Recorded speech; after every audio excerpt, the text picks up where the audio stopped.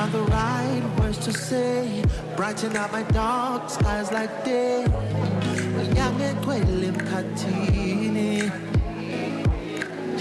I wanna lose myself in you, tell you all my secrets, it's true. Wasn't easy, you me. So I never die, back to my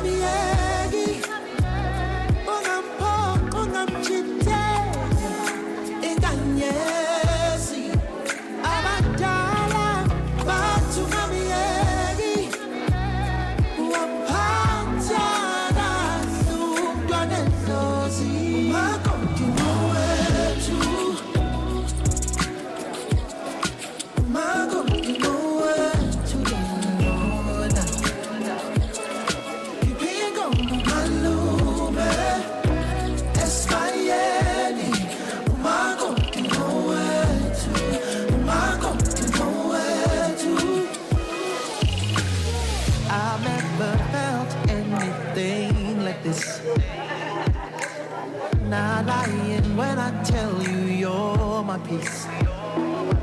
Before lalangu antandaze, oh ngitindali wosine seni wako.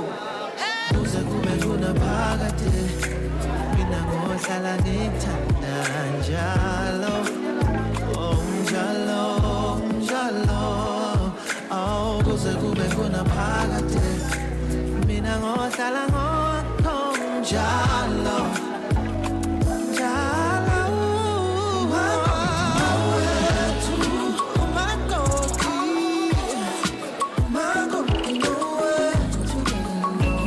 Oh, kipingo, kipingo, malume, Espayeni.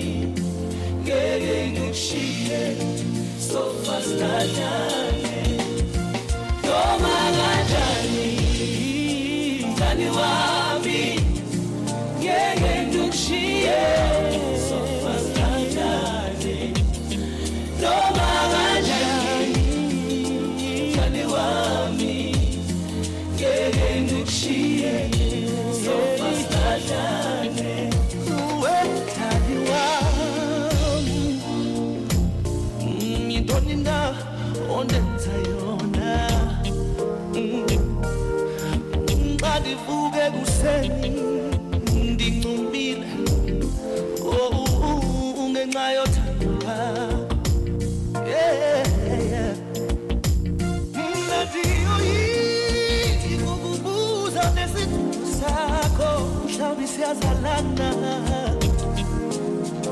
Oh, ngithanda umuntu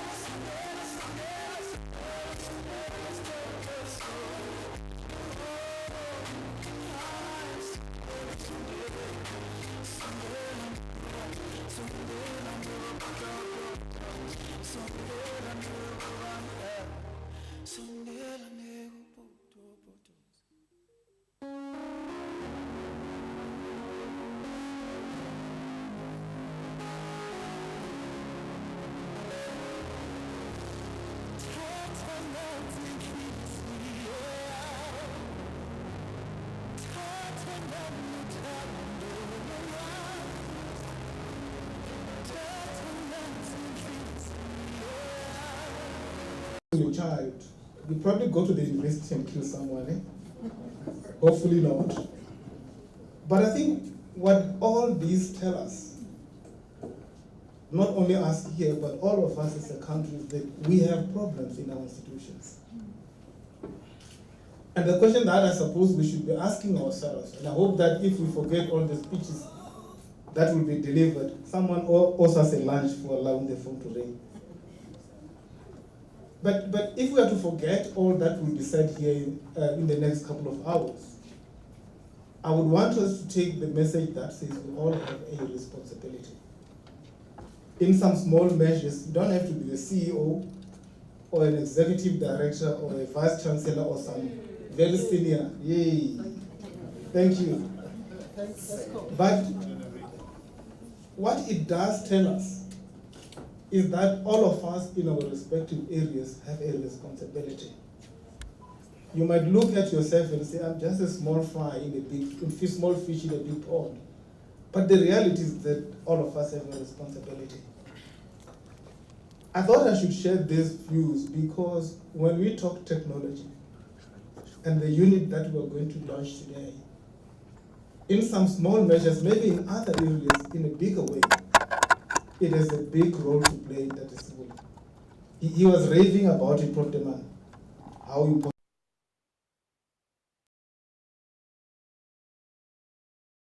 in some way has a role to play in changing or helping us deal with the problems that we are confronted with as a society. And I think this is, let's see it as a start of a very long journey. But all of us, if we're to play our role, this unit can become even bigger than what it has been conceived today. We are launching this year at SMU, right? But is it an SMU unit, really? And I think we need to look at it beyond SMU to say, how do we make sure that this unit plays a role at SMU, in Karanko and surrounding areas, in Pretoria, in Gauteng, in South Africa, and the world?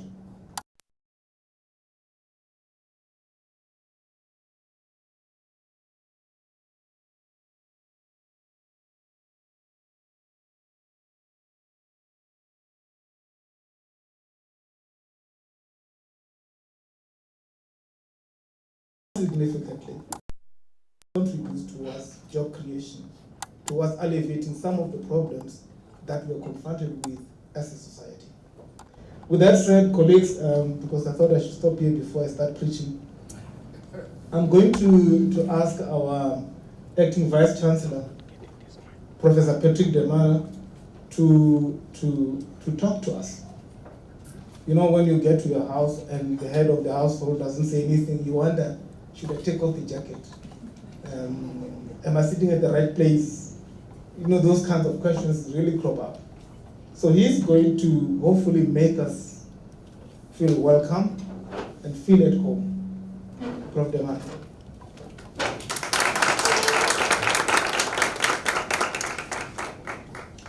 I'm very impressed by the turnout, ladies and gentlemen. On behalf of the Vice Chancellor, Professor Peter Mbadi, who unfortunately could not be with us today, he is in Kampala, in Uganda, and also on behalf of the executive and senior management of the university, also on behalf of the entire SMU community, in terms of the staff and students, it gives me a great honor and privilege to welcome all of you to this very important event.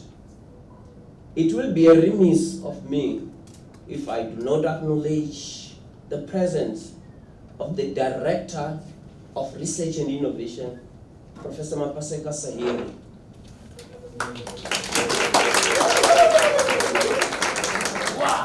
Who together with her team, and in particular, Mr. Sibola, has worked so hard in ensuring that at SMU we do have an office which we can call Technology Transfer Office. She has worked very hard in ensuring that we do get the funding. She writes the proposals to university management. That went to the council of the university, who has approved that indeed SMU, we have the Technology Transfer Office. Let me take this opportunity as well to acknowledge the presence from the student perspective, student entrepreneurship, Ms. Gugu Dlamini.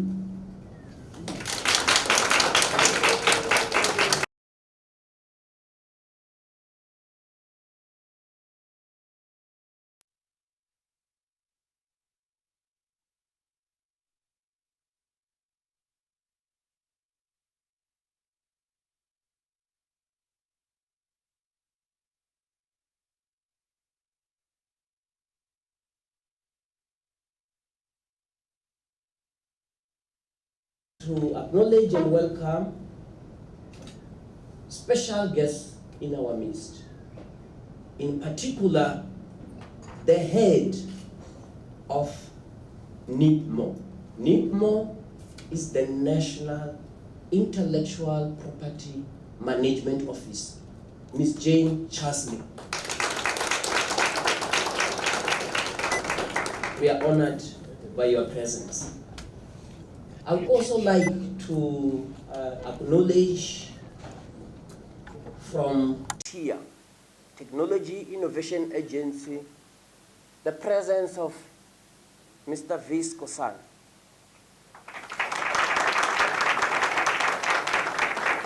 Thank you very much, sir, for your attendance. Colleagues, the emerging trend in the world has been that countries have established national offices with the aim to support public institutions, including universities. It is for this reason why our government, through Department of Science and Innovation, has established NIPMO. It is for this reason why SMU has received a considerable amount of funding in order to establish this office, Technology Transfer Office. The mandate for this office is going to really encourage, support, and ensure that the projects that will come out from this office will go in the end to the market. In terms of NIPMO, why they are supporting us? Because government has realized that economic growth lies in the commercialization of various projects from various entities that include those from the university. I'm very confident at SMU that we have researchers that will actually make the projects that they do to be commercialized. For instance, just to name few, we have researcher that you may not be aware of that is identified a different type of a strain of bacteria for TB. And that has attracted some kind of funding and interest as far as researchers in the United States of America who are collaborating with the researchers at SMU in an attempt to develop drugs that may contain this particular type of strain. This is really innovation. In addition to that, I'm aware of our researchers who are working with medicinal plants which have got potential to have these projects that can be commercialized, just to name those few. Lastly, university has developed a new business model, and one of the key drivers regarding this will be the entrepreneurship, commercialization. I've got no doubt in my mind that this office will play a significant role in ensuring that our institution become financially sustainable going into the future. Ladies and gentlemen, your presence humbles us. It strengthens us. It tells us that SMU is on the right direction. With that few words, thank you very much. You're all welcome.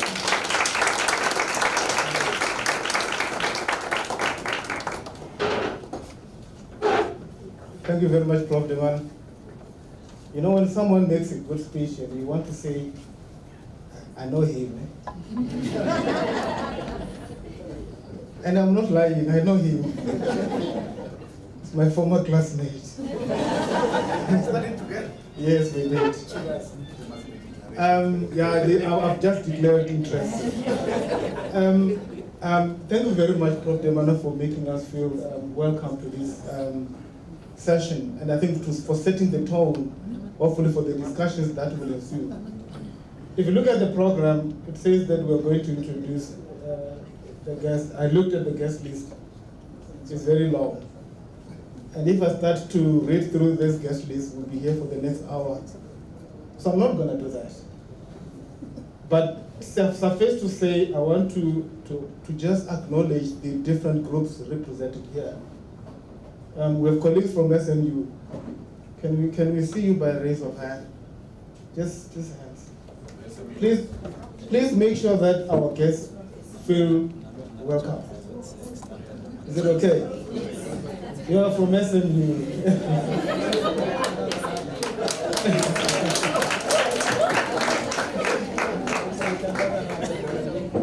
I hope Karawi is not going to tell us I'm from Idunze. We have colleagues here from TUT.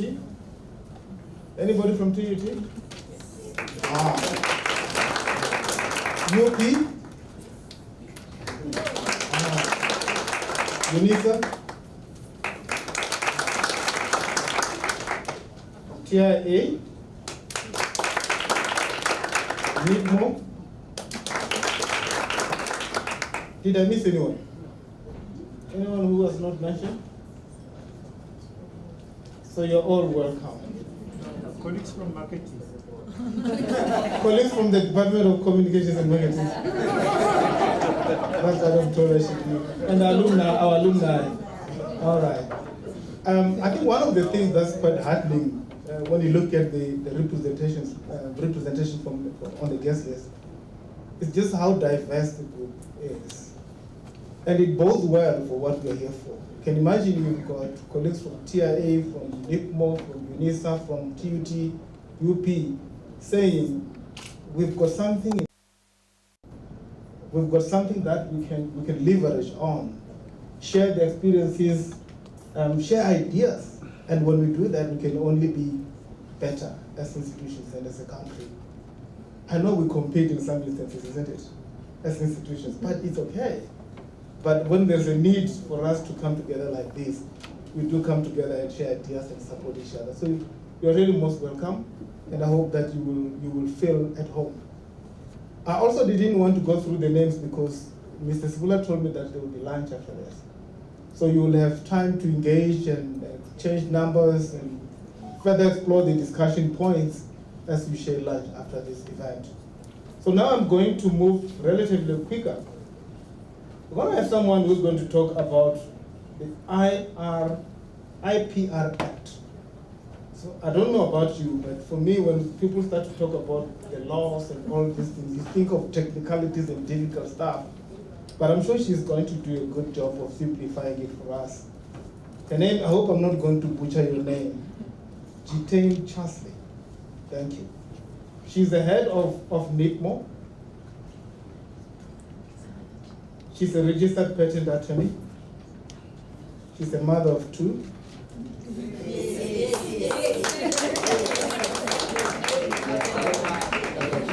You will notice that the bio that I got here is very detailed, but I picked those areas. Yes. Because they are that important. But if you really want to make her happy, give a good cup of coffee. It's written here on the bio. It's not me. Jitane is, you can come to the board.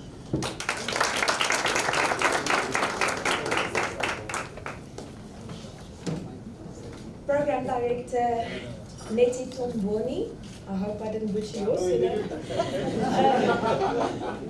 Prof. Demona, OTT colleagues, and our SMU colleagues, thank you so much for giving NIPMO the opportunity to speak here today. We, as the National Intellectual Property Management Office, are extremely honored and excited to be here at the official launch of the Technology Transfer Office at Sefako Makgatho University. I'm sure there's a few people in this office, or in this audience, that is wondering, but what is this Technology Transfer Office? And I think Prof. Demona, with his beautiful speech, set the tone, and I don't want to reiterate what he said, but I'm going to. And I want to start off with to say that NIPMO was established in 2011 as a specialized service delivery unit within the Department of Science and Innovation as the implementing office of a specific piece of legislation called the Intellectual Property Rights from Publicly Financed Research and Development Act. Oh, quite a long name. And we call it the IPR Act for short. But at its core, the IPR Act aims to ensure that intellectual property from publicly financed research and development is identified, protected where applicable, utilized and commercialized for the benefit of the people of the Republic. When the IPR Act came into force in 2 August 2010, it brought about 6 major changes. And you would think to yourself, NIPMO, with an office of 10 people, can't fulfill this mandate on its own. That's why the first major change that this legislation brought about was to mandate that every university and every science council in South Africa has a technology transfer office that will work to make sure that the objectives of this legislation is put in practice, and so that an ordinary citizen can see the fruits of the taxes that is given towards research and development and the outputs thereof. The second major change that this legislation brought about was IP ownership. Prior to the legislation, if a company from an overseas company gave us money, we were so grateful to work with them and collaborate with them. If they said they wanted the intellectual property, we said yes, we contractually said you can have it. Now, this legislation mandates that IP ownership is legislatively mandated, and there's three options. The one option is that Sefako Makgatho University, that receives public funds and undertake the research, own that intellectual property. If there is a collaborator that comes with, they can co-own. Or let's say, for example, we have Bill and Melinda Gates Foundation that wants to fund the whole entire project.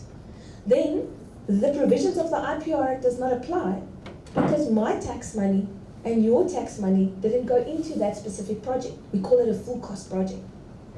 So the second change was IP ownership. The third major change that this legislation brought about is commercialization. Now that you own that piece of intellectual property, you have a commitment to implement it, to make it work, to utilize and commercialize it to the benefit of the people of the Republic. And this is where this very important office comes in. They are the people that negotiate the agreements. They are the people that see, who do I need to contact, like Vusi. Vusi, I need funding for technology development. I need a prototype. Who do I talk to make my idea a reality? The fourth major change that this legislation brought about is, prior to the IPR Act, government didn't know what research outputs it had. Yes, we could see it in publications, and it's very important, our publications. But now, this Technology Transfer Office has to report all its disclosures, which it deems actionable, to NIPMO. NIPMO has now a database of all intellectual property emanating from publicly financed research and development that we are trying to take through this innovation chasm. We know there's going to be failures, and it's okay. But we have a database to see tangibly what our tax money has produced with regards to research and development. The next major change that the legislation brought about is state access rights to publicly funded IP. And prior to COVID, I always said, oh, guys, this will never happen, never. And then COVID struck. What this says is that prior to the IPR Act, state had access to patents and designs in terms of that specific legislation. This legislation has just made it now bigger and say all publicly funded intellectual property, state can have access to if there is a presidential proclamation, and only in emergency circumstances like what we had under COVID. Probably the last and probably one of my most favorite changes that the legislation brought about was benefit sharing for IP creators. No, as a researcher at the university, the IPR Act did not forget about you. Yes, the university owns the piece of intellectual property, and the Technology Transfer Office is going to work very, very hard to make sure that that piece of intellectual property is tangible and commercialized. If it is successfully commercialized, you, as the researcher, has a right to 20% of the first 1 million rand of revenue that accrues to the university, and 30% of the net revenue thereafter. So you, as the researcher, can have, let's say they make 1 million rand, 200,000 rand is going into your pocket, not your research budget, your pocket, to reward you for your intellectual inputs and capabilities. It does come with a cost, because you need to work with a technology transfer officer from the idea through to commercialization to get that money in your pocket. But a fantastic, fantastic provision. So, as you guys can see, this technology transfer office will be, because we are advertising now, Prof, will be equipped with highly skilled people. I always say to my colleagues that are sitting there, that is the heads of technology transfer offices, you are an engineer, definitely something chemical as well. You have an MBA, you are a CA, definitely, because there's a lot of numbers. You're working in marketing, because you have to market yourself and market the idea. And to top it all off, you're a people person and a communicator, and there's no such person. But this is what the OTT is set out to do. They need to be everything, and they will be everything for you. So please, when you have an idea, when you want to commercialize, not please, you have to in terms of this legislation, but come to the office. They will work for you. They will make this country a better place. So I want to encourage all of our SMU researchers to get in contact with the Technology Transfer Office personnel. They are here to do all the hard work for you and make your idea a reality. I thank you.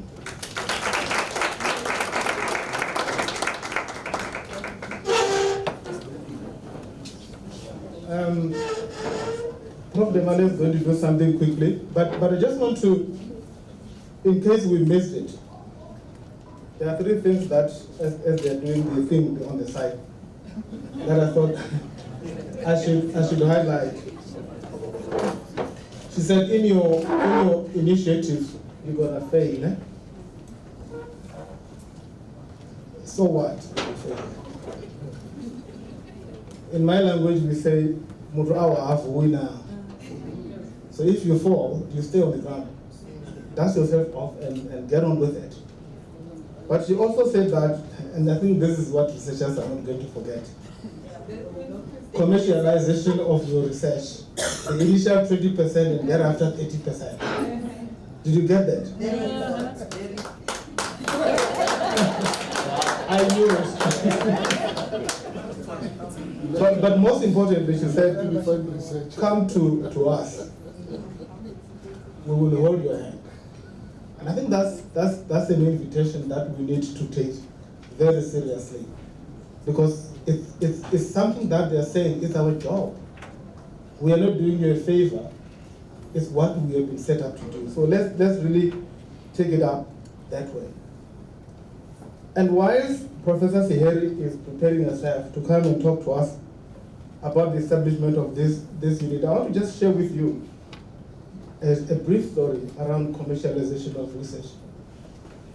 A friend of mine who in academic circles is considered to be a prolific academic because he publishes and like nobody's business, he invited me to an inaugural lecture, and I suppose those who are academics amongst us know how prestigious that is. It was a beautiful lecture. So in that he weaved in his background, his faith, his upbringing, leading to his academic pursuits and his achievements and challenges and all those things, and his faith in between. So when he finished, his research was around herbs and things like that. So this was a very good inaugural lecture. But now that you've got all these publications, so what? Are you going to have this patented? I know you're a prolific researcher, and you've got X number of articles. And that guy was like, you're talking about, he churns these things out. And then said, so what? We started to have a conversation about the value of research, to say, and those who are academics amongst us, I hope they're not going to chase me out after saying this. We pride ourselves in how many articles we've published in international journals, whatever that means. Impact level 6. And we count them. I've got 100, isn't it? But the conversation I had with my colleague was to say, what has been the impact of those articles? because it serves no one any purpose, no purpose. If you've got all these articles, all this research, you spent time and money, but there's no demonstrable impact on what you're doing. And I think it talks to what you were saying. To begin to say, spend money, make money, produce all these articles for all we care. But most importantly, commercialize these things. You create jobs, you create income for yourself. Can we take that challenge? Are you sure? Yes. Thank you very much. Prof. Harry, if you can just come and talk to us.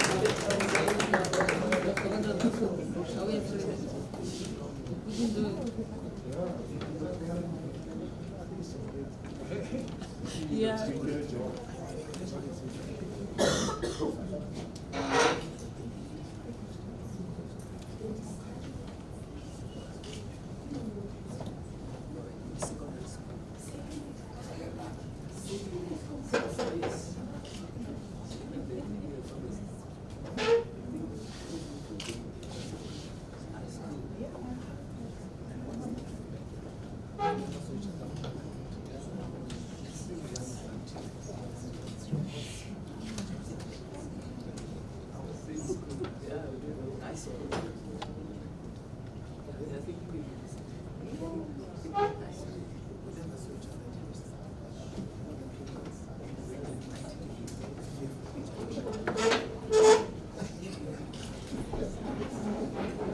Good afternoon, ladies and gentlemen, and thank you very much, Program Director.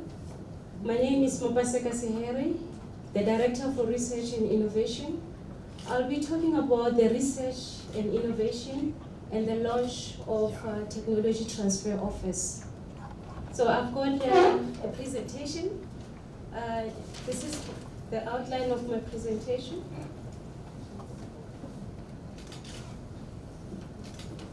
I'll be talking about the SMU vision, mission, statement, so that you can understand what this SMU is all about. I'll also include the research and innovation strategic objectives, the ecosystem, and our achievements up to so far. And lastly, the establishment of TTO, which is the Technology Transfer Office. The university vision is transforming the health service through excellence in teaching. And our mission is SMU is a dedicated health science university that's providing professional training and education in range of fields through excellence in teaching, learning, innovative research, and community engagement. And these are our values. There are 8. We have accountability, effective leadership, efficiency, excellence, integrity, respect, and student-centered, and Ubuntu.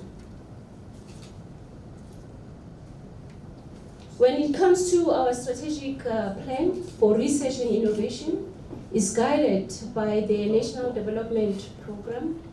We also have DHET, strategic plan, the National Department of Health strategic plan, even the funding agency like NRF, and lastly, SMU is responding to the global challenges by addressing the UN Sustainable Development Goal by making a difference in the society.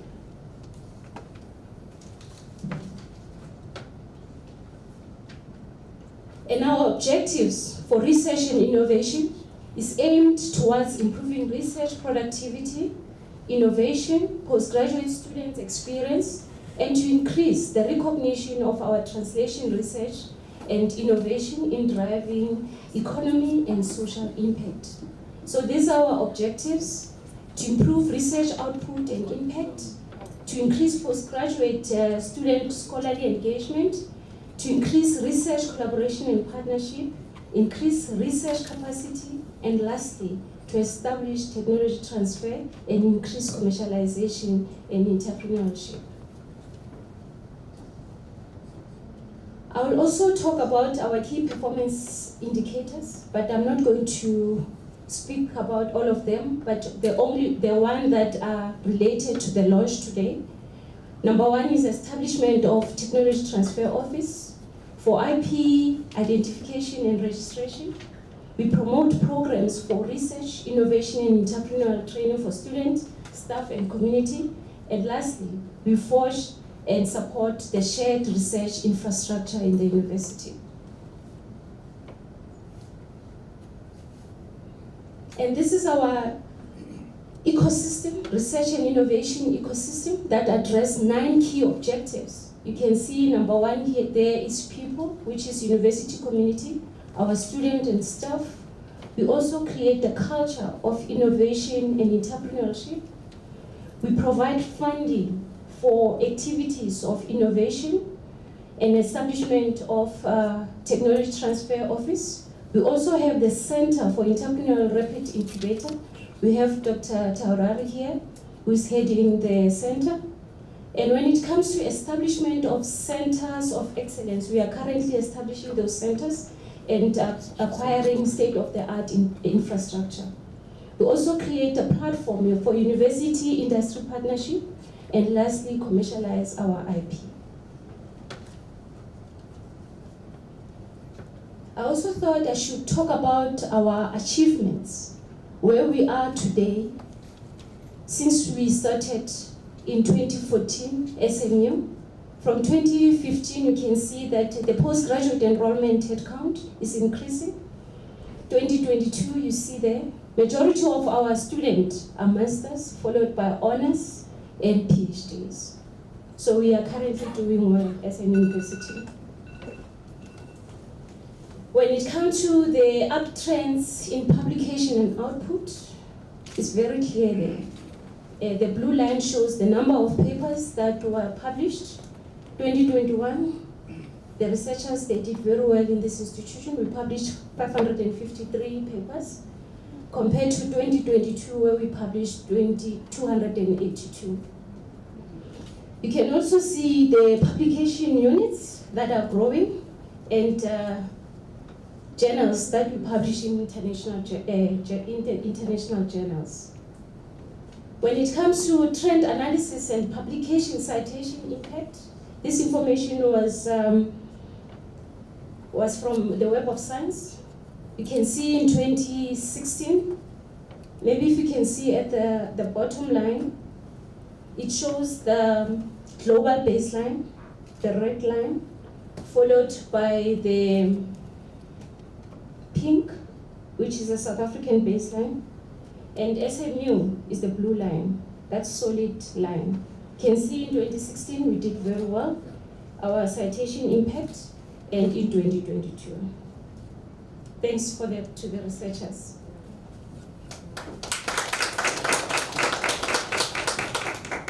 With research collaborations, it's also increasing. Look at 2014 and 2021 there. We are even above the South African baseline. The last baseline, that red one, is a global baseline. These are our collaborators, our partners that we publish with, the ones that we do research with. I'm not going to mention all the names.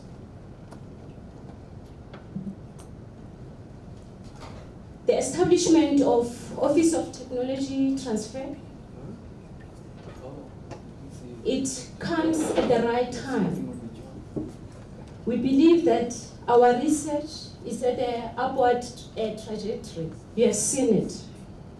I'm going to take you from where we started and where we are today. We submitted the proposal for financial support for establishment of the Office of Technology Transfer to NIPMO in 2021. And it was approved over 3 years. And after that, MANCO, HRCC approved the incorporation of technology transfer into SMU permanent structure, which is the Research and Innovation Directorate. We also have 2 offices that were allocated to activities of TTO, and we are in a process of recruiting staff for the office. The advert was sent 2 weeks ago. And I also want to mention that SMU TTO has joined Tshwane Innovation Ecosystem along with UP, TUT, UNISA, CTO of Tshwane Municipality. That is why you see our colleagues here. Thank you very much.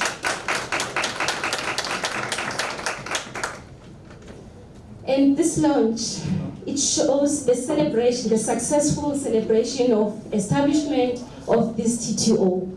I'm very happy to the team, Mr. Sibula and the team, for establishing this TTO. Thank you very much.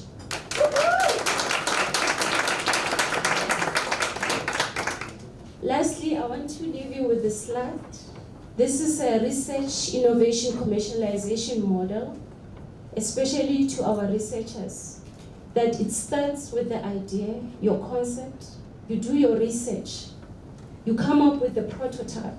With the prototype, that's where TTO comes in for pre-commercialization or identifying the intellectual property, and also to register the intellectual property, and later it will be commercialization.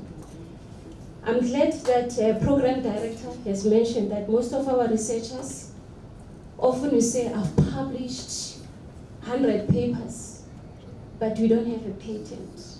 So this is a time for us as researchers in this institution to look at that patent, registering the patent. Thank you very much, program director.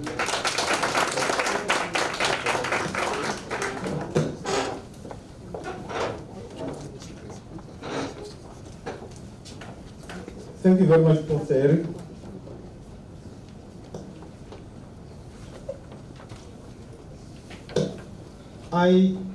As I was listening to her, I couldn't help but notice that indeed SMU, research-wise, is on an upward trajectory. Isn't it? But I also realized that she did a very good marketing pitch by giving us the context of this research, what drives it from the strategic plan and the link with the vision and mission of the institution. I'm sure that all of us sitting here, we now know what SMU is all about and where we're going. And those who have kids who are now applying to go to the university next year, you know what to do. No? The right thing to do. Encourage your kids to come to SMU. Yes. But I think on a serious note, what she's done is to say we are on an upward trajectory research-wise. But also I think what I'm picking up is that SMU researchers and all other researchers from our sister institutions, we have no excuse not to commercialize your research. But what is even more interesting, which I like the most, is the collaborative effort that characterizes what we are doing as institutions of higher learning and government agencies. And I think this is something that is commendable, because the reality is that we have very limited resources. So we can only do more if we pull together those limited resources and make sure that we get something good going. If SMU has a good story to tell, UNISA has a good story to tell, UP has a good story to tell, TUT has a good story to tell, as a country will have an even bigger, better story to tell, isn't it? So the collaboration that is demonstrated in this is something that is commendable, and I'm sure it will be sustained beyond this event. Now, colleagues, we are almost there, almost, not there yet. So I'm going to call Mr. Vis Kosana, Technology Innovation Agency, Acting Executive Innovation Enabling and Head. It's a mouthful, eh? One of the things that I picked up as I was reading his bio is that he is not a novice. He has an accumulated over 15 years of experience in the area of technology transfer.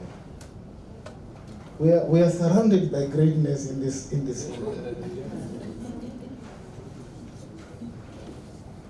He was involved in the national system of innovation, not just at conceptual level, but in the implementation phase. So we're talking about someone who is not just going to theorize, but who is in a better position to assist us in terms of the actual implementation of the ideas that we hope to have.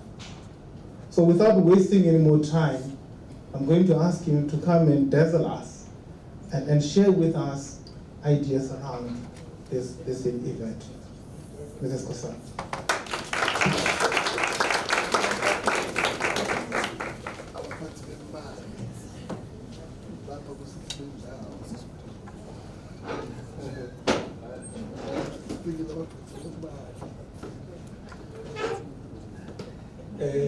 Thank you, Program Director. Much appreciated. I must do the protocol things, otherwise I'll lose my job when I get back to the office.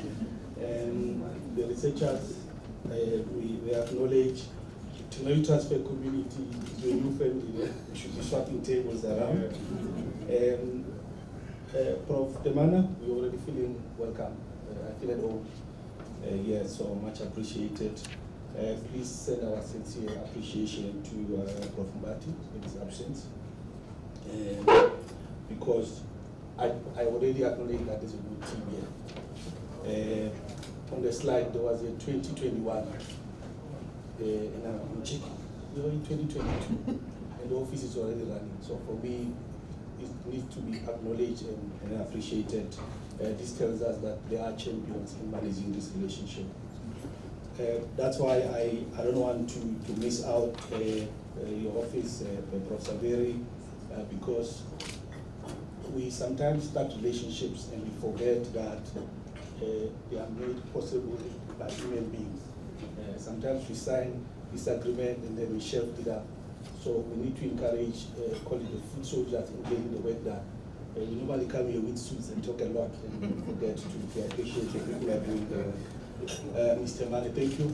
She's directly here to say something, but I've realized that there's a lot of communication that has been happening, engagement that has been done. Mr. Sibole, your efforts noted. Thank you very much for the invitation. On behalf of TIA, we are grateful to be here. So, I must mention, we have a mandate, and one always asks, where does this mandate come from? It is an act of parliament. Act of number 26 of 2008. People like to read everything today, but I'd like to summarize it succinctly to say we must support the state in stimulating and intensifying technological innovations. And it doesn't stop there. It says for economic growth and quality of life for all South Africans. I think the program director in his opening remark to say we can't have a university here that doesn't talk about issues of the area that surrounds you. The research that the researchers develop is good enough if it is a paper, and they put it nicely, but it must speak to the community issues.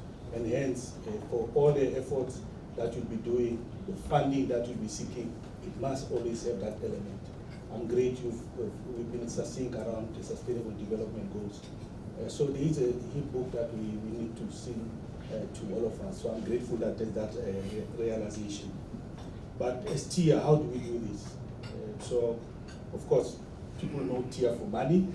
And I'll give you the numbers so that you get a sense of those numbers. So we have a number of de-risking instruments. The main ones, of course, is the technology development funding. The second one is pre-commercialization funding that looks a little bit later stage. There's a language that everyone wants to use. They call technology readiness levels. They used to measure the progression of ideas to market. So that works a little bit closer. And I hope as and when you start to communicate amongst yourself, these are the things that you will look at. So the third one is the seed funding. I will come back to the seed funding because it's critical on this relationship that we are trying to build with the university. So those are the funding instruments. Now, with the archetype of also being a facilitator and connector, there's also non-financial support that we provide through our technology stations, our platform. These are the infrastructure that is required to deal with the technological barriers where ideas can be turned to prototypes. In one of the slides, you presented at a few circles, and I saw Center for Entrepreneurship one of the sectors that must be there is our involvement in the technology stations and platforms. We want to be in partnership in doing that. Beyond that, we also have a number of accelerator programs. We call them local, and there are also international programs. I think yesterday we were launching the Global Clean Tech program, where we're inviting solutions dealing with clean technologies. So these are some of the calls that we'll be sending to your office just to publicize on behalf of TIA, so we could have the right people applying for it. So that's the how. But if one was to ask if we succeeded, I go to our annual report and say, here are the numbers. In the last 5 years, the performance of the organization has been between 3% and 95%. That tells you if you had to benchmark other entities across the country, we still pride ourselves that we are delivering in our mandate. But sometimes people want to know how much of these ideas we funded and got to market. In the previous financial year, we had 30 technologies taken up in the market. But another 37, and I wanted to make this point, was 37 bio-based innovations that were diffused to support government in various activities. Why I want to emphasize, if Prof. Mbati was here, this is in the space of biomedical, biosciences, health, so he talks to this university. So you will see that we connect a little bit better with TIA around the capabilities that are required. And in the budgeting side, because we know TIA is an entity, and this is as in where we are now, as it is. Our budget is just below $500 million, 548 million. No, that's not a lot of money, guys. I want you to pick this up, because out of that, only 197 is baseline. And I normally call it a baseline because it's the things that you need to have to get the business running. It's called it baseline. So the one bodies behind, the offices, the admin, you name it. And we have 260 assigned to ring-fence funding for bioeconomy. So we cannot put it anywhere else. It just belongs to bioeconomy. And the balance of that, is mainly where we could exploit other opportunities. With our book value of 1.2 billion, this is how much our investment is already made. And needs to service those investments. It tells you that there's not a lot to spend.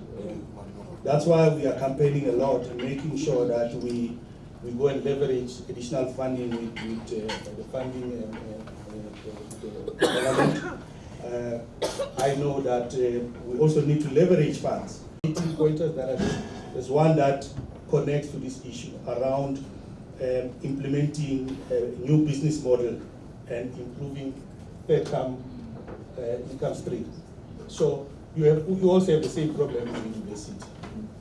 That's why TIA aspires to grow a pool of strategic partners, making sure that we bolster our ability to execute the mandate. We cannot do this without increasing the funding and sharing our complementary capabilities. So we need this partnership to work collectively. So we are inviting and we want to be part of this ecosystem. That's why we believe that if we share with you how we've built a strong organization with good governance, you could also join us in campaigning to seek more funding for science, innovation and technology. It cannot be a perfect time to go and look for more allocations towards science and technology. We've seen during COVID, a lot of decisions were informed by science. So we are in a better position to seek more funding to support science. But while we do that, we need to make sure that we appeal to the issues of transformation, inclusivity, particularly the support that we need to give to the district development model. It's one pen of government that we cannot ignore. We need to be part of it. Of course, the policy intent, the white paper on science, technology, and innovation. Now, we feel that TIA is an important creator of a good and rich pipeline. So we have a lot of technology that we've de-risked, mainly from public funded research. although we support other innovations, but our target is public funding. So if we are to make a decision in investing, we look first on what is sitting in the research institution. We believe that SMU is in a good place because you do the research, we don't do the research. So we need to work together in understanding how does your pipeline look so we could be able to complement each other. Seed fund, I think it's also a good program that we need to acknowledge because last year alone, the GSIs made a commitment of funding 33 million rands for the next 3 years. So this year we spent 11 million rands and so on, but it's not enough. The demand is huge. So also when you come on board, you need to recognize that the pool is getting bigger and bigger. The community sitting there expect a lot of frontier. That's why we are trying to diversify our way of implementing the seed fund in a co-funding model, where you bring 1 rand, you bring 1 rand, and you could be able to build a bigger seed fund in that, because the demand is growing, but the coffers are not growing. In that regard, we are trying to introduce diversified instruments. And when I say diversify, we are trying different things. We cannot continue the same way. There are a number of differentiated pilots that we are running. The first one is on innovations for grassroots within the innovation for inclusive development. It's a voucher type of an instrument. We are testing it, only 260,000, but it looks at issue of IP protection, prototype development, and also where applicable, or we made stipend, for innovators that need to be mobile, we make that available. What is good is that it's very palatable to other government departments. We just got one launch with the tourism department last week. So it tells us that we need to test different ways of doing things. The success factors are certainly notable. We already made 111 investment of that. Within a short turnaround time, 17 of those are already launched in the market. So sometimes it's good to try different things. And then our technology acquisition and deployment fund is a fund that we feel that is critical to support the issue of service delivery. I normally call it a fund developed to make sure that governments become the first buyer of solutions that are relevant for service delivery. So that's another fund that we're deploying on behalf of the department. So I've seen the speed in rolling out the office. I'd like to appeal on the speed in onboarding SMU as a seed fund implementing partner. I know that notable progress has been made, but I want to come back here again and sign another agreement to say now we've got 37 implementing partners and it includes SMU. So we know that you are doing a lot of work, but we want to come back and do the signing and take pictures also.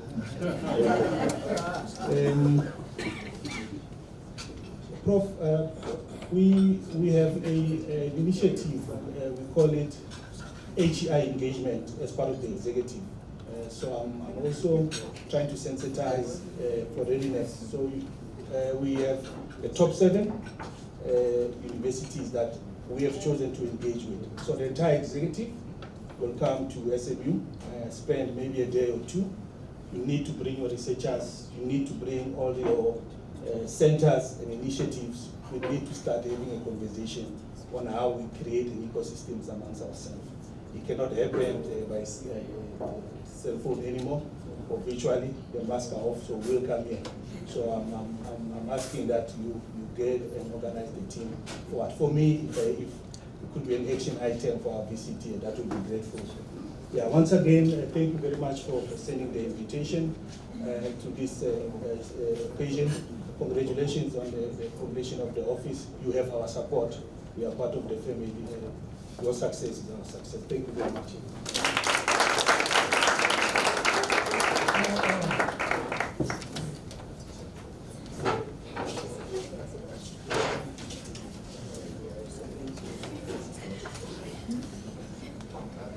I'm getting excited by your proposal.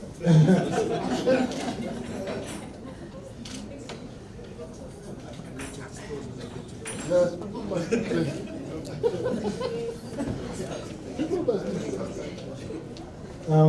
Thank you very much, Mrs. Kosana. There are a couple of things that I picked up. Some of them relate to us. Mr. Sefako, I think the stories you published are not going to waste. Mr. Kosana has just demonstrated that he reads our stories. Thank you very much. The second thing that I've picked up from his presentation is that if you want money, come to us. But he also qualified that by saying that the kitty is not bottomless. And I think this really builds a case for the collaboration that we are really beginning to see here, to say the resources are limited, therefore we need to work together. There are two things that he said, and I think he ended on a very, very, very good note. When he says that he proves the hearing, proves the money, he wants to come back and sign an agreement with us. I thought, now we are talking. I thought he was done, and then he said, no, we want to come as executives. We have adopted institutions. We want to come and sit with your researchers and talk, because these things can't be done over the phone. I thought, now you are really, really, really, really talking. But thank you very much for the presentation. I'm sure all of us here, and I suppose this is not only applicable to SMU, with our sister institutions here. I think this message that is giving us is applicable to you as well. So let's take it beyond SMU and look at how best we can leverage on the opportunities presented.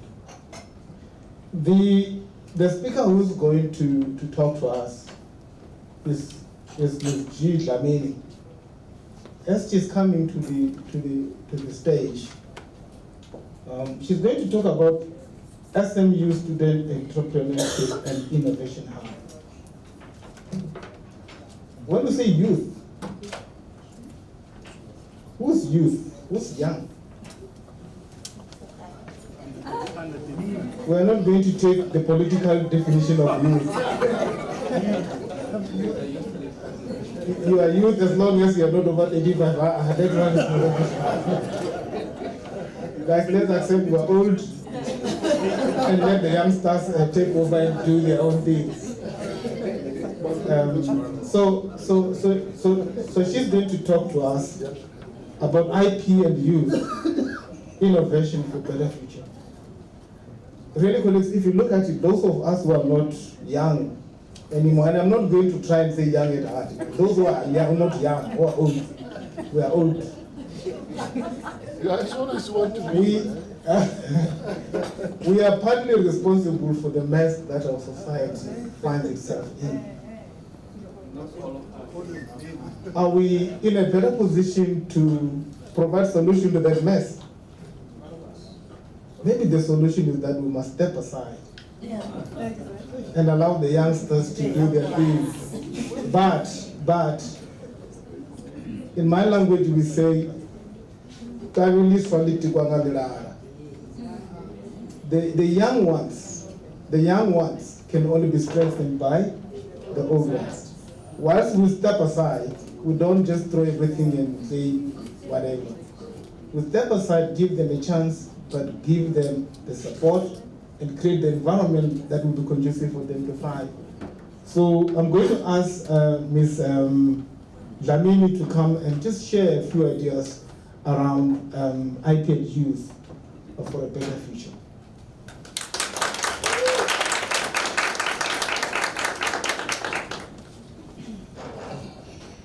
Thank you very much, Program Director.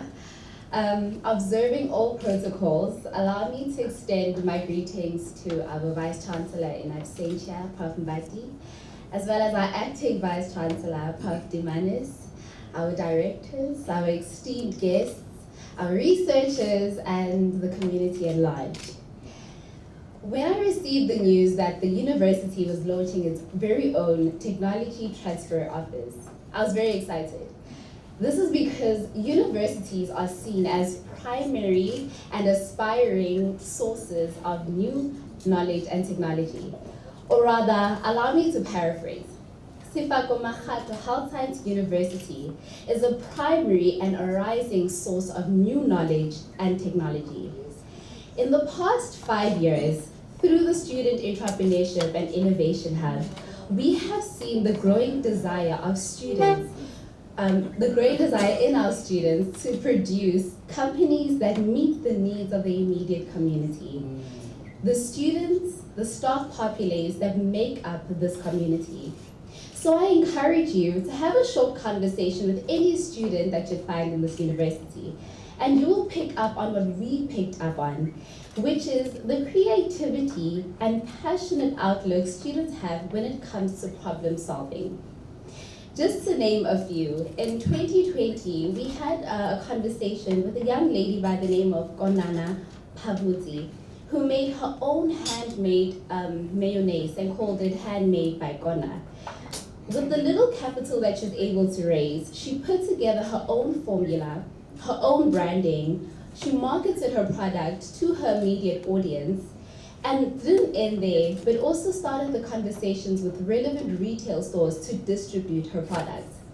A second student that we had a conversation with is Homutso Sipuma, the founder of a washing powder called Quiline.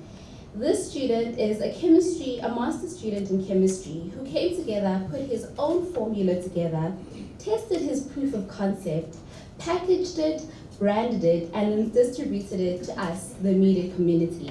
And all of this was a success. So, if there is a question as to is intellectual property something needed in this health science university, then the answer is most certainly yes. Yes. The business ideas that we are hearing about in our hub are supported by the growing influence that academic research is contributing to the economy. Not forgetting the founders, the creators who are able to stretch themselves to stretch their thinking outside of the box. But with that said, there is a growing concern as to how will the founder's business idea as well as concept be protected? And how will the founder receive support, acknowledgement, and recognition for their work without being left out? But this is where the Technology Transfer Office finds its objectives. Supporting the growing partnership between academic entrepreneurship and innovation. The Entrepreneurship and Development of Higher Education, also known as EDHE, has tasked us as students this year to move our businesses into the market. As exciting as this sounds, we have taken it to encourage our students to be innovative in their businesses, to discover and create new and improved solutions. However, the process of acquiring patency rights, trademarking their ideas, can leave the business at an idea stage. But I'd like to believe that this ends here, now that we have this new office. So we as the Student Entrepreneurship and Innovation Hub will continue to encourage and support students, as well as lecturers, to not only speak about entrepreneurship, but to lecture with an entrepreneurial approach. Lastly, all these efforts go towards cultivating an entrepreneurial university that affords its students the platform to use all this new knowledge and convert it into unique solutions to help upscale small businesses, large businesses, and all the businesses that find themselves in between. In this attempt, we, together with the university, will create graduates that can leave with a fully operational business. And in the same breath, researchers to produce groundbreaking research papers that have the potential of being commercialized and moved into market. Thank you.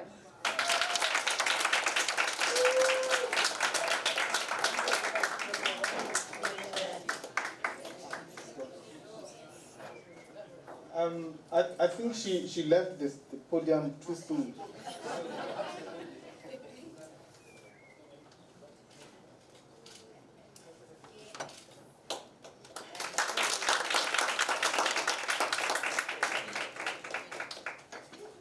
I want to repeat, those amongst us who are old.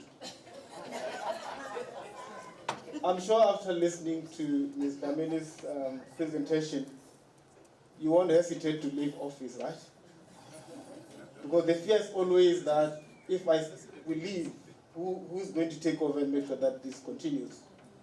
But clearly from what she's presented to us, it's very clear that we are in good hands. So we can really nicely, né? Thank you very much. But also I want to pick up on something that she said. The link between the entrepreneurial efforts that they're making to research. This is becoming very, very pertinent and very clear.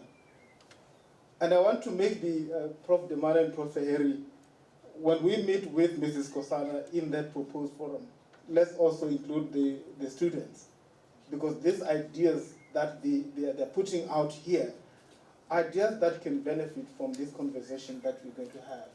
So that in the end, we produce well-rounded students who are able to really go out and not just become employees, but become employers. The second last speaker that we are going to have is Mr. Sibula. He's not smiling. I was waiting for him to smile. I'm not going to say much about him. He's going to just give a word, I don't know whether it's thanks or acknowledgement. He will clarify when he comes here what that means. Mr. Sibula.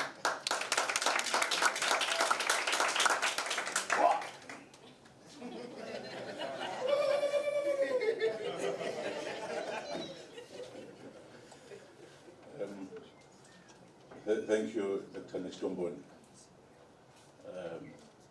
I'd like to start by greeting everyone here. Acting VC, members of AMCO, our guests, our researchers here, and colleagues and friends. I don't know what my job's supposed to be, because Prof. Jumana in his welcoming and opening, he said everything I was going to say. Actually, half of what I was going to say.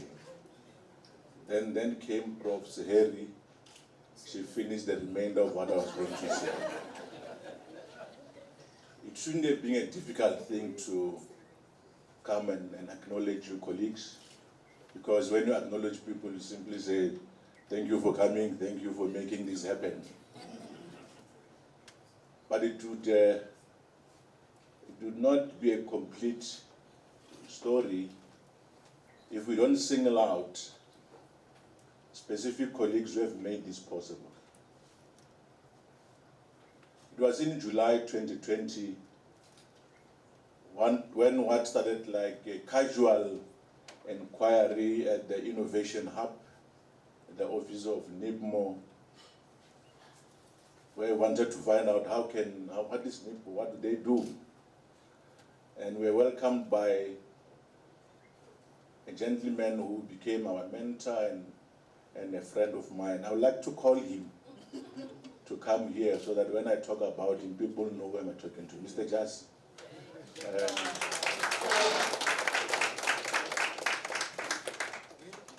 That would have been a casual visit at that time. We were warmly welcomed by Mr. Jassy and the colleague there. We thought we were just inquiring about what is NIP all about. But then they adopted us as SMU to say, we are going to help you establish a TT office.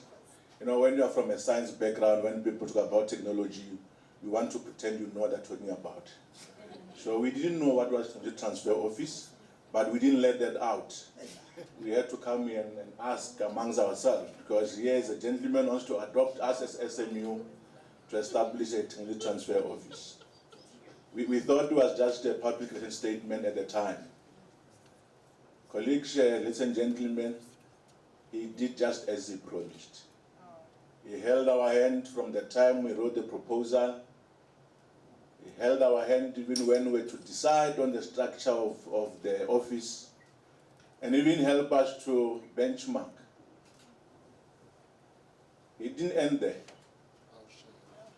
Even this event, when we were organizing it, he had a hand in it. His contribution, colleagues, the latest was yesterday when I was saying, Heyman, how do I do this acknowledgement?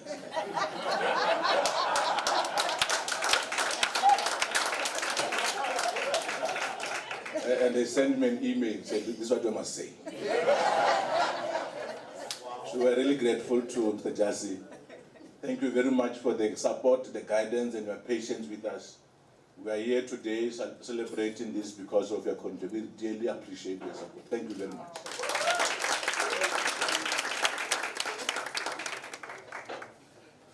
When we got his assistant, we came back here very excited. Wanted to start the TTO. We have the money. Prof. Zeri, my director, my boss here. We're very excited. We wanted to tick off our performance. Said, yeah, we have a project here that we can quickly tick off for this financial year. When the issue was submitted to Manko, I don't know what she said. I don't sit there, but she came back looking down and said, "Hey, Manko says we can't do this as a project." I said, but it's been funded. We're not asking the university's money. She said, but that's not the point. Manko is saying this is very serious initiative. It needs to be taken through the university structures, processes for it to be permanent. You would have heard her indicating that Manko and Council, so as Prof. Jimana mentioned, they took it so serious that they took through the 6 months process before it was approved. You can imagine the disappointment on my part and Mr. Jass. We were supposed to celebrate this. Now we have been told we must go this bureaucratic process of formalizing and making permanent. In hindsight, we think they were correct. And we would like to say thank you, Manko, for your visionary leadership, for having helped us, guided us, that we give the TTO office the status that it really deserves. We wouldn't be having a launch. You don't launch projects. We would have had it without you knowing. Thank you very much, Prof. Dimana. Please convey our gratitude to Manko and the VC, Prof. Mbati. In the midst of all that, being a new baby for NIPMO, I get a call. Actually, it was an email from a colleague whom I have not met. And he says to me, we have been looking for SMU. We would like to invite you to the Tshwane innovation ecosystem. I said, as if not enough, we're confused by Mr. Jazzica technology. Whilst we thought we were catching up, here comes another group with the innovation ecosystem. We haven't even started. We said, well, we'll come. And we were invited to this meeting. And then the meeting was my colleagues here, my colleagues from UP and TUT, and UNISA was there in absentia.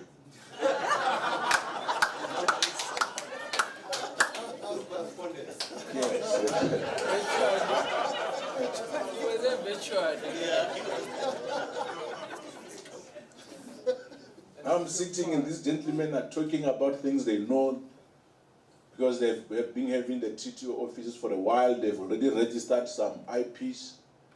And I thought, when I leave here, I'm not coming back again this week. I'm being exposed here. But the colleagues were kind enough to say, look, we will assist you in whichever way you might need assistance in ensuring that you establish TTO at SMU. 2 weeks before this event, we had a study visit with my colleague. We went to UP to test what they promised us, if indeed they are going to help us. From Turkish, we went to TUT, and both of them lived to their promises. I would like to ask my colleagues from TUT, UNISA, and UP, who are in the Tswane innovation ecosystem. Please, colleagues, please, let people see you. Let people see you.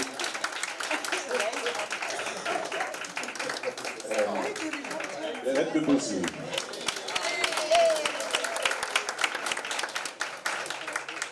Remember, you should be standing up as well. You are the manager for TTO at Tekis. Please.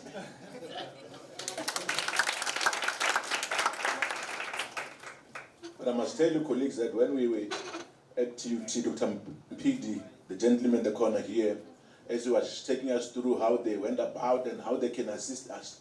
You know, he took us on a Friday afternoon through 157 slides. Well, we didn't want to disappoint him, but we didn't follow much of what he was saying. Nonetheless, Dr. PD has offered to assist. We said, no, we'll call you, sir. We'll call you. Unlike at UP, Advocate Baloyi here, he said, you need any assistance with patent, talk to me. So we feel very humbled by the support that the colleagues have offered in ensuring that our unit gets off the ground. We learn from the the shortfalls that they went through without us having to go there, and we hope that will give us a quantum leap into the space of innovation. Thank you very much, colleagues. We really appreciate the support.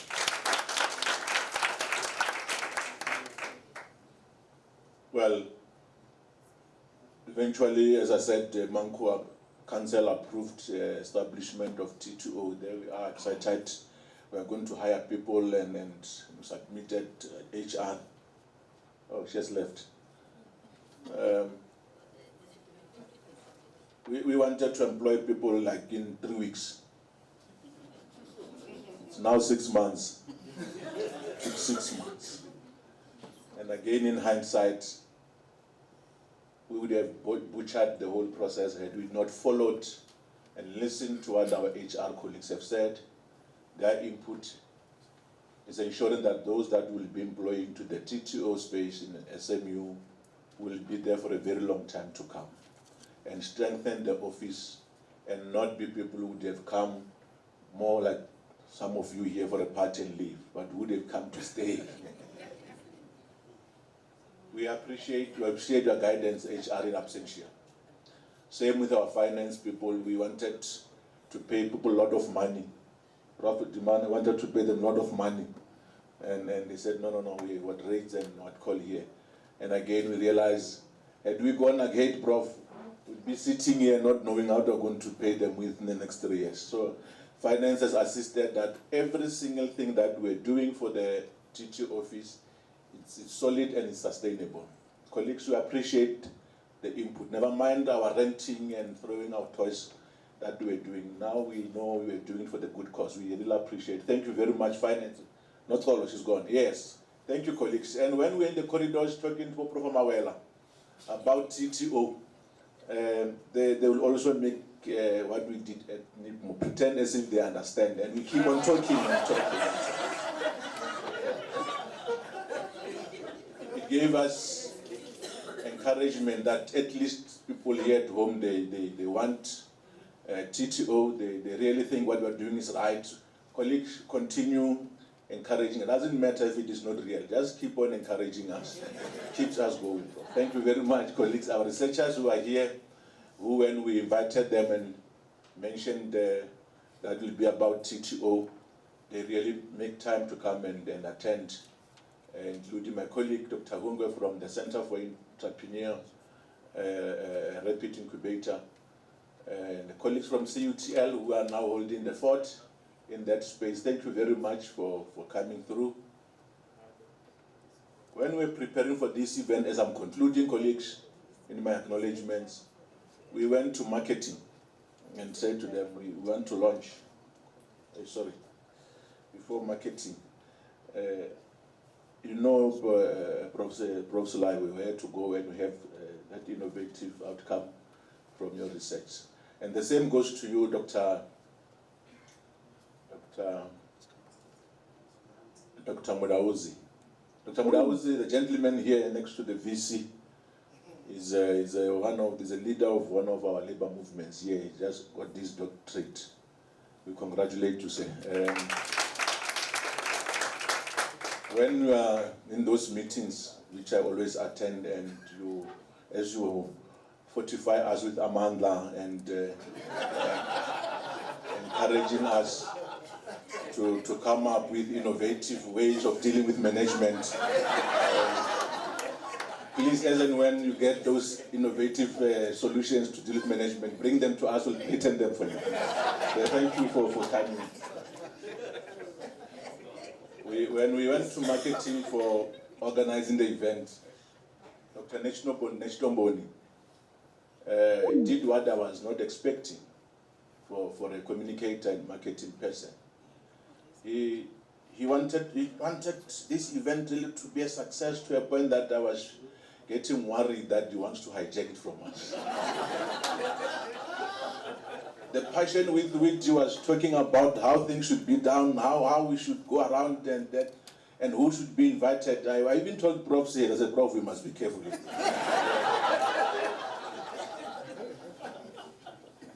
We are using T2 as one of our key performance areas, but Dr. Neshtomboni is getting me worried. It was the passion with which he embraced this concept of having T2 at SMU. And we really greatly appreciate Dr. Neshtomboni, you and your team, the IT, the MIAS, the security, and everyone else who have contributed to making the success. We really appreciate it. Dr. Neshtomboni, no one introduced him, let me do. He's our Director for Communication and Marketing. We really appreciate and are grateful for your assistance. Just as when I thought I was going to end, colleagues, then the back walks, and the back walks Mr. Sefako. Mr. Sefako said, there's a seat for you here. You're supposed to come to the fourth. Please, Mr. Sefako. Mr. Sefako is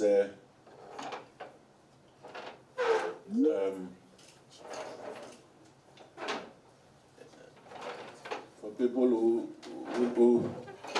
who mistakenly think that as a university, health sciences, we only deal with doctors and so on. We have a chief operating officer, Mr. Sefako. Mr. Sefako said, you are welcome. Already Prof. Dimana did that. I was just acknowledging the leadership of our management in ensuring that we get to where we are. We are welcome and thank you for gracing the event, sir. Colleagues, there was the acknowledgement that I was told. It was written here. I must start reading the one that they wrote. The ones that said were from my head. The colleagues from the office, thank you very much. Winnie, LC, Fodu, Jada, and Lorato, and our interns for the assistance in putting this together. Thank you very much. We are really humbled by the attendance. We will ensure that as and when you bring your IPs, we do the right thing. Thank you, Program Director. Thank you.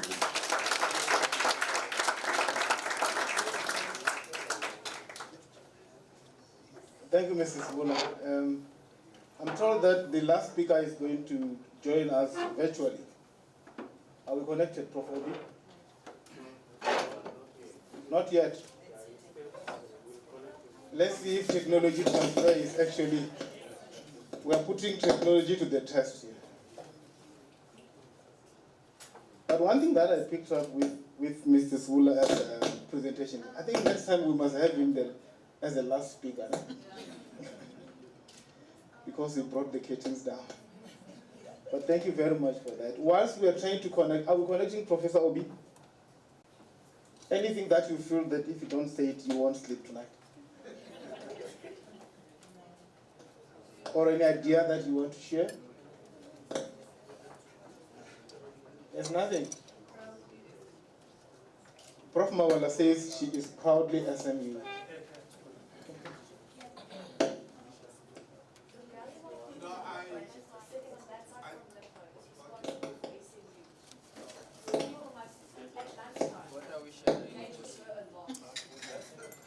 think I need to give him the mic. Ne? Lungile. Lungi.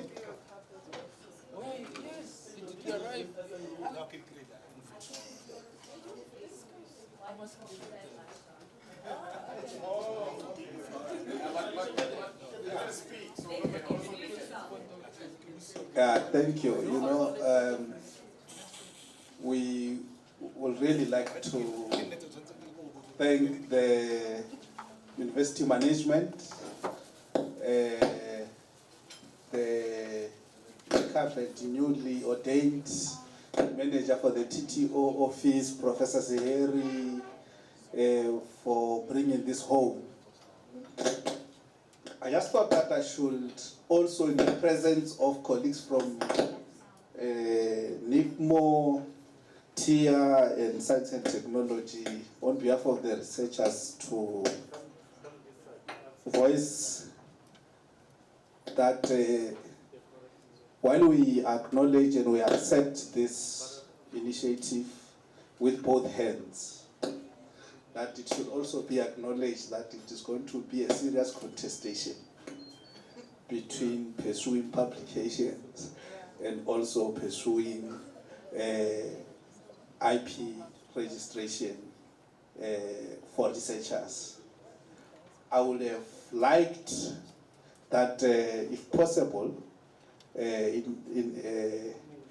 all these developments should also be holistically, looked into. We should look also into the promotional policies in terms of looking into matters of publications vis-a-vis IPs and so on. But we welcome the initiative. Thank you very much.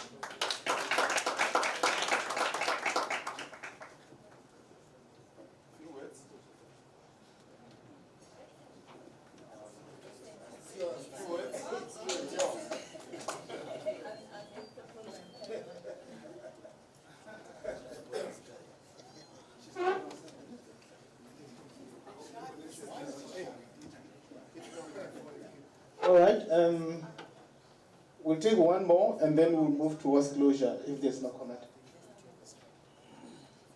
If I may briefly respond to your comment, we have to remember that publication and protection of intellectual property is not in contrast with one another. It is actually complementary to one another. It is just the way in which we do it. We must first protect and then publish. So that's why it's so important to come to the OTT office first, so that they can, as quickly as possible, register if it's appropriate, and then you can publish those 100 publications. I heard 100, I thought, sure, that's a lot. But so don't despair, don't worry. This office is not going to be the reason why you can't publish. This office is just going to make sure that if there is something to protect, we're going to protect it first, and then you can talk about it on a conference or put it in a publication. So I hope that alleviates some of your fear.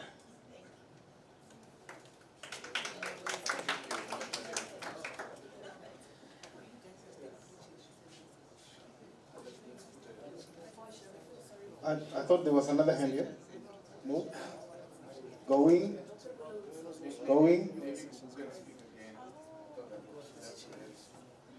Who? She left too early. No, okay.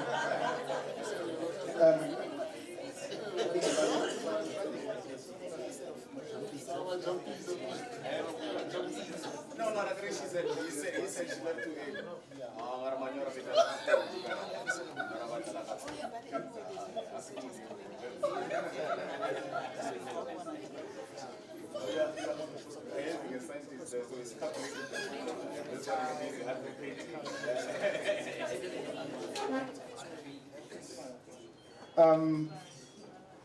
Are we winning with Prof. Obi that side? Okay, Professor Obi is connecting.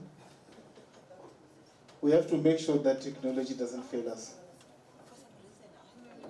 Who's that? Oh, there's load shedding, I'm told. All right.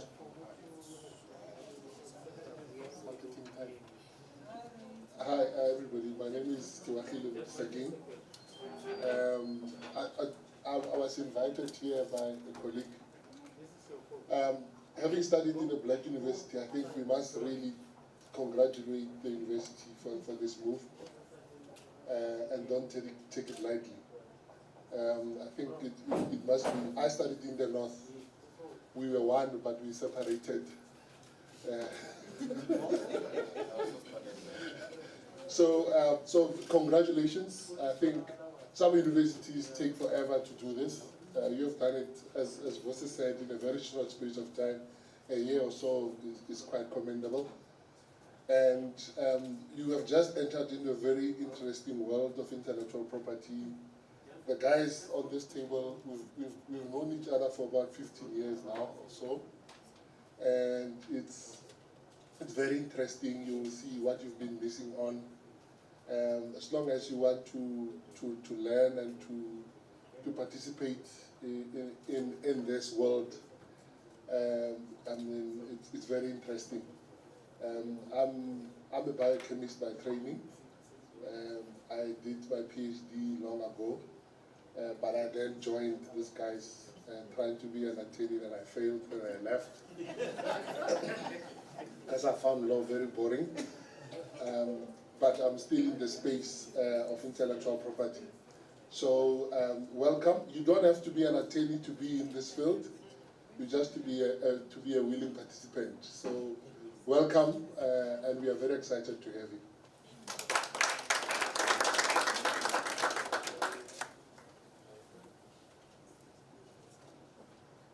Thank you very much. It looks like we are not willing to get Prof. Obi connected to give us the last speech. Prof. Demana, can I put you on the spot to close for us?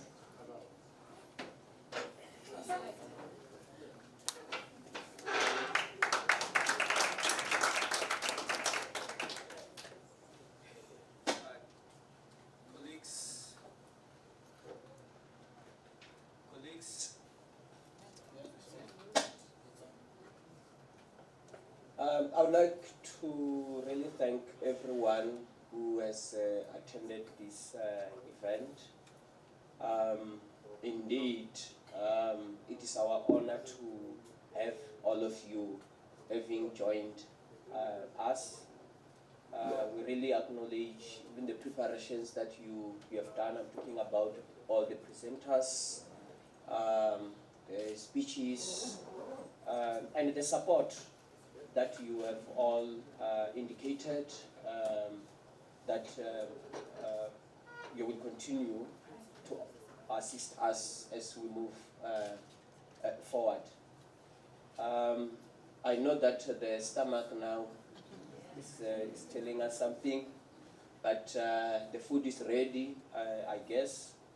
And this is just to say, Program Director, thank you very much. You directed the program very well, and we will continue moving forward together in this arena of innovation. Thank you so much indeed.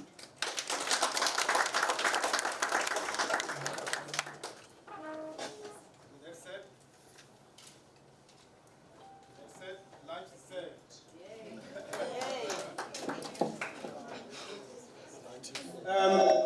Sorry. One of the things that I don't know about you, but where I come from, visitors must be served first. Can you allow our guests to get to the table, and thereafter we'll join them? Thank you very much.